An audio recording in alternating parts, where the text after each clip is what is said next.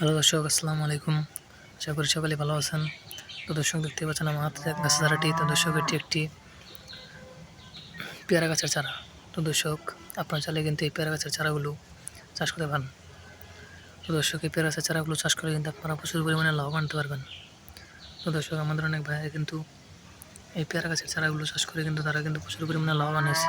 তো দর্শক, আপনার চাইলে কিন্তু খুব সহজেই এই পেয়ারা গাছের চারাগুলো চাষ করে কিন্তু আপনারা প্রচুর পরিমাণে লাভবান হতে পারবেন।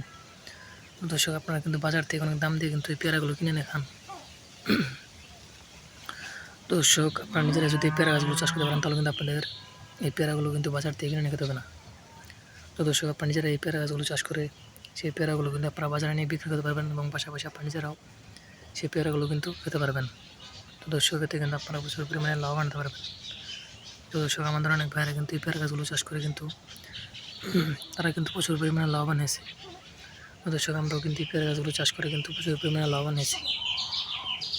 তো দর্শক, আপনারা চাইলে কিন্তু খুব সহজে কিন্তু এই পেয়ারা গাছগুলো কিন্তু চাষ করতে পারেন। তো দর্শক, এই পেয়ারা গাছগুলো যদি আপনারা চাষ করতে চান তাহলে আপনাদের এই পেয়ারা গাছের চারাগুলো বাজার থেকে কিনে এনে সেই চারাগুলো আপনারা আপনাদের বাড়ির পাশ দিয়ে বা আপনাদের পুকুরের পাড় দিয়ে এই পেয়ারা গাছের চারাগুলো রোপণ করতে দিলে কিন্তু আপনাদের পেয়ারা গাছগুলো কিন্তু আস্তে আস্তে কিন্তু প্রচুর পরিমাণে বড় হয়ে যাবে। তারপর সেই পেয়ারা গাছে পেয়ারাগুলো